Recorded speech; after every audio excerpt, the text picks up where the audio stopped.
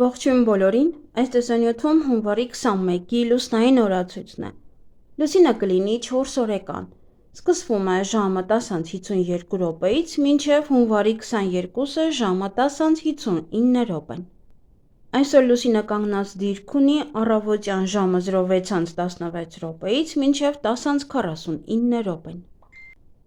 Լուսնային 4-րդ օրվա խորհրդանիշը դա խնձորն է, բարու և չարի իմացությունը։ Օրվա կարգախոսը մտածեք նախքան որևէ բան անելը։ Օրվա գույներն են կանաչը, մանուշակագույնը և դեղինը։ Օրվա քարերն են նեֆրիտը, զմեևիկը և ամազոնիտը։ Նաև այդ օրվա խորհրդանիշը գիտելիքի ծառն է, ընտրություն բարու և չարի միջև։ Պասիվ օրը, եղեք հանգիստ, առանց ավելորդ աղմուկի անցկացրեք այս օրը։ Անտառում զբոսանքի, աղոթքների, մեդիտացիայի, նախնիների հիշատակի և գրքեր կարդալու օր է։ Մտածեք ձեր հետագա ճանապարհի մասին, գտեք ձեր ուղին։ 4-րդ լուսնային օրը շատ բարենպաստ է մարզումների համար։ Ցանկացած որևէ բան կապված տեղեկատվական տեխնոլոգիաների, կապի, հեռախոսակապի, ինտերնետի հետ ամեն ինչ լավ կստացվի։ Այսօր չպետք է արագ որոշումներ կայացնել։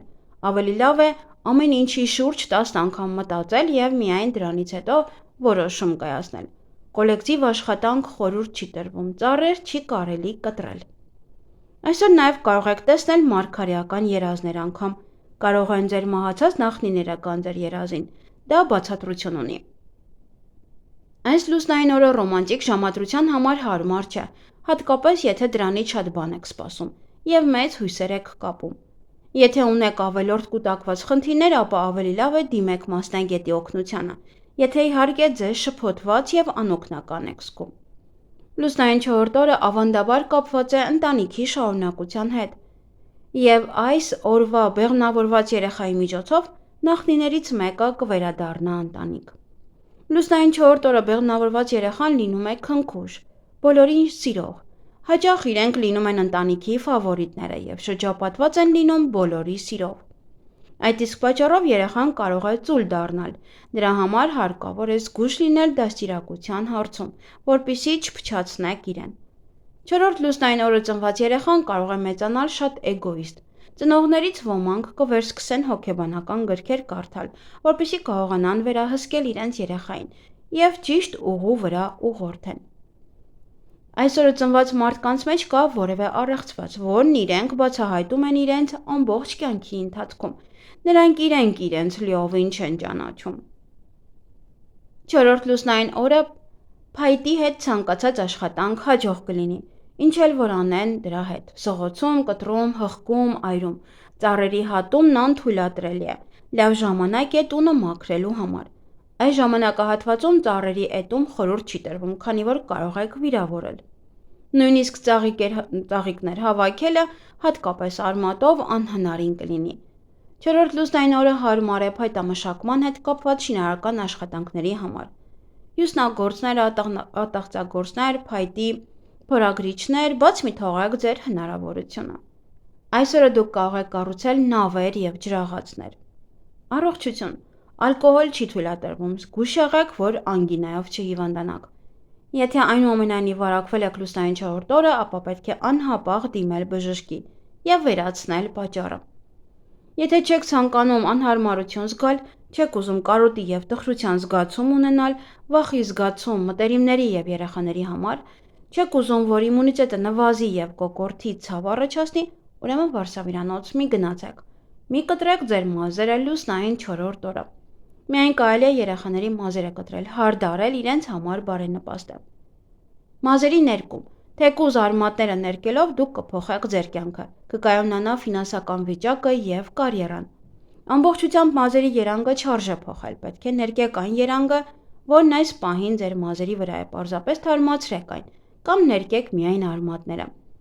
Եթե որոշել եք կտրուկ փոխել մազերի երանգը, ապա ավելի լավ է սպասեք ավելի բարենպաստ օրերի։ Այսօր կարող եք միայն խնամել ձեր մաշկը, աչքերի տակից պարկերը հեռացնել։ Դրա համար առավոտյան և երեկոյան կարող եք քերած կարտոֆիլի դիմակներ դնել։ Առավոտյան և երեկոյան 5-10 րոպե կարելի է երիցուկի թուրմեր կամ մաղադանոսի թուրմեր քսել։ Դիմակը հեռացնելուց հետո քսեք A և E վիտամիններով կրեմ, աչքի ներքին կտրվածքի ստորին կոպի երկայնքով դեպի քունքերը։ 20 րոպե հետո տաք թեյով թրջած բամբակյա կտորով հեռացրեք դիմակի և կրեմի հետքերը։ Ֆինանսների հետ կապված բոլոր գործերը կարող են այնքան էլ լավ չընթանալ, խորհուրդ չի տրվում սկսել նոր գործեր, բայց ավելի լավ է շարունակել սկսածը, կարող եք նաև ուղղել սխալները։ Գործնական և ֆինանսական գործարքների համար 4 լուսնային օրը շատ հաջող է, հաջողությամբ կլուծվեն ֆինանսական խնդիրները։ Պայմանագրերի կնքում, տեղեկատվական մշակում, կարևոր որոշումների կայացնում, ձեր բիզնեսում ֆինանսներ ներգրավելու հետ կապված պայմանագրերի կնքում նույնպես։ Այնուամենայնիվ պետք է որոշ չափով զգույշ լինել, վերլուծել ամեն ինչ, առաջ շարժվել սխալներից խուսափելու համար։ Վատ նշան է համարվում, եթե ձեր մազերը խճճվում են քնած ժամանակ։ Դա հուշում է, որ դուք շփոթում եք բարու և չարի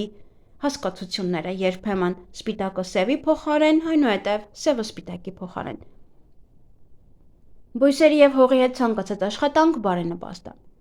Ինչ կարելի անել այս լուսնային օրը։ Կյանքի դժվար խնդիրների լուծում, տնային առօրյա գործեր, մի օր ընտանիքի հետ, ինքնավերլուծություն և մտավոր գործունեություն և սիրային ժամադրություն։ Եվ ինչից պետք է խուսափել այս լուսնային օրը՝ ֆիզիկական ակտիվությունից, չափից շատ ուտելուց, արագ սննդից, լուրջ իրադարձություններից և հանդիպումներից, աշխատանք մեծ թիմերում, ճանապարհորդություններ և գործուղումներից։ Լավ օր է աղոթքների սուրբ գրքեր կարդալու համար։ Լսեք ձեր ինտուիցիային և ներքին ձայնին, նա ամբողջ օրը գոռում է ձեր ականջին, բայց միայն հարկավոր է բացել ականջները և լսել իրեն։ Այդ օրվանից ձեզ մոտ ամեն ինչ լավ կստացվի։ Եվ այսօր բարենպաստ է դեղորայքի ընդունումը, ներարկումներ անել, պլաստիկ վիրահատության համար նիհարելու, երեխայի ծննդի համար է լավ։ Բարենպաստ է նաև նոր բան սկսել, բայց փոքր, ոչ շատ գլոբալ, բնակարանը մաքրելու համար, խոսել տնօրենի հետ, ղեկավարի հետ, հարցազրույցի համար է լավ, վերանորոգման աշխատանքների սկզբի համար, կահույքը վերադասավորելու համար, նաև հաշտություն կնքելու համար է լավ, հոնքերի և թռչիչների ուղղման համար է լավ, այգեգործության համար լավ է, պետունյաների աճեցման համար, ծաղկավաճառների համար, ծաղիկով ընդհանրապես ովքեր զբաղվում են իրենց համար,